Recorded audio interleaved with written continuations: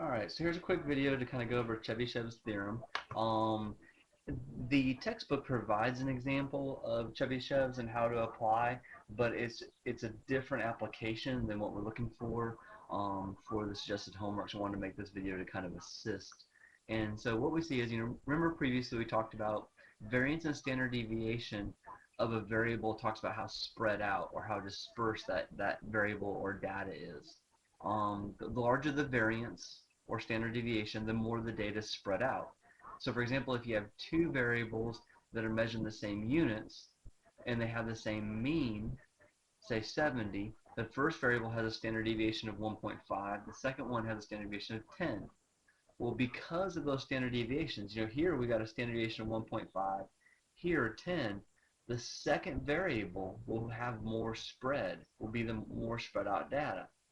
So a Russian mathematician, Chebyshev, he specified a proportion of the spread of those terms. So it specifies a proportion. So when you think proportion, like a rate or the maximum quantity or the maximum percentage, a proportion, so 2/3 kind of thing. So just kind of let's work through this, and remember what we're looking at here is it gives us a percentage of the numbers within. All right. So here is actually off of page 145, number 32A from the 9th edition of Luhmann's text. So if you wanted to reference like where we're actually looking. So to start us off, we got a three-step process. We identify our mean. So in this case here, our mean is 20. We identify our standard deviation, and our standard deviation is 2.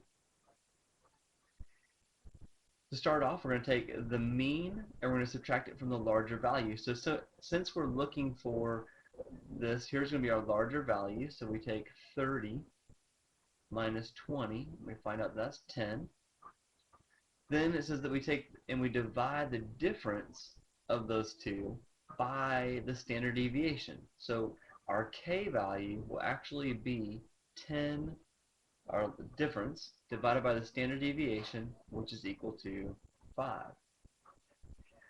At that point, that's our k value. So we can use the Chebyshev's theorem, and Chebyshev's theorem says that we have 1 minus 1 over k squared. So when I plug that in, I get 1, or think of it as 100, minus 1 over 5 squared. So that's 1 minus 1 over 25, which is equal to, and I did this with my calculator, 24 over 25, which when I divide that out gives me 0.96.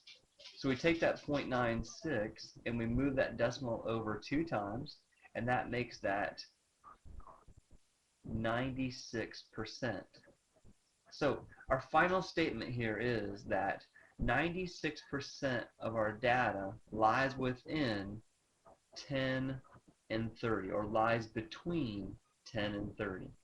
And that's another way to apply Chebyshev's theorem, to be able to find that the percentage of the values that lie between.